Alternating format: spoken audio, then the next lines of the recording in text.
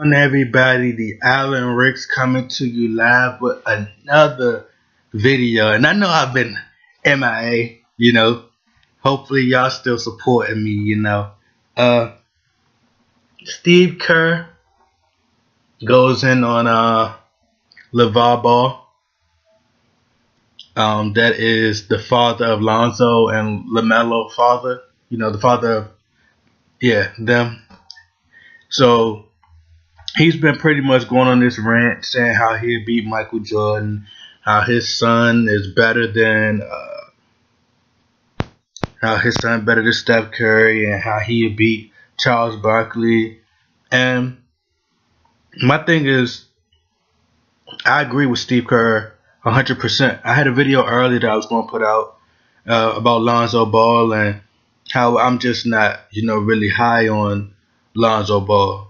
I'm just not, but maybe I just don't like his dad's remarks as far as like him saying, he had a conversation. They asked him how did his sons play the game of basketball, how did they feel about the game of basketball. He said that he sounded iffy about it. He didn't sound like they were 100% like passionate about basketball. It's just like they gravitated to it, and it's just something that they like, that they would just do. It's not like they're passionate about it. And I think the game has digressed in that aspect, because it's like a lot of guys don't have the heart anymore. They don't have the passion for it. They're not willing to die for the game. Jordan would leave it all on the line. Kobe left it all on the line. As much as I criticize Russell Westbrook, he leave it all on the line. Kevin Durant is a player that's love the game. A lot of these young guys now, just all they care about is the Instagram followers and what comes with the game. Just they don't care about putting the work in. They just like, oh, I made it. They're content. And as far as like Lonzo Ball, I think that he's gonna. It's scaring the more and more his dad talk. I feel like his dad is making it worse for them in their stock. Because a lot of teams are going to look at that and say they don't want to have to deal with their father. The father. And a lot of teams I feel like are pass up on Lonzo Ball because they felt like the father is, it's like his father is trying to live vicariously through his kids. He's trying to be Lonzo Ball. He's trying to be, don't you know how those dads pretty much just try to live through their kids? Like, he felt like he could have been better than Jordan. Everything that he's saying is his son may not feel that way, but he's trying to push his son and trying to get his son to, he's trying to pretty much live through his kids. And I just think that him going on TV, and he's not doing anything but just pretty much making it worse on his kids, making it worse for Lonzo. I think Lonzo is a decent ball player, but I don't think he can be like a superstar. And that's just my personal opinion. He doesn't pass the eye test with me. Some players you could just look at and say, those guys can be great.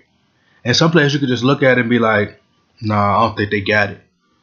And some players just prove me wrong. I could be wrong. I've been wrong a lot of times. So, I'm not going to sit up here and act like everything I say is right. But I do say a lot of things that, come to fruition. You never really heard Kobe father go, say things that's like to the point where, that extreme. He didn't go that far, and neither did Jordan dad. They might have said some things every now and then, but this guy's playing a football player, not even playing a legit basketball player. Marcus Wiley played in the NFL. He didn't play. Marcellus Wiley played in the NFL. He didn't even play in the NBA. So what did you gain by playing Marcellus Wiley live on television? He's not even an NBA player. So it was really no point. Like I said, I just feel like Lonzo Ball, his stock is going to drop because his dad, teams are going to say, I don't want to deal with him because of his father. And sometimes you could just be guilty by who you with. You could be guilty by association. And he is associated by, he has no choice but to be by his dad. Somebody has to tell his dad, look, you need to calm down. Because, let him go out there and ball. Let him play.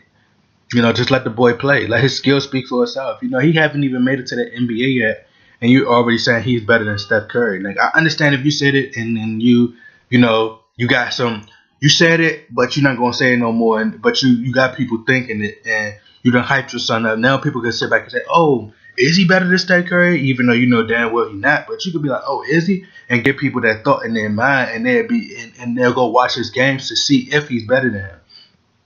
And that puts a pressure on the son to have to live up to the hype. So um, like I said, I think that Lonzo is a good player, but I'm not gonna say he's great. But and even LaMelo, like I just think that um, the best players are coming out in the second round.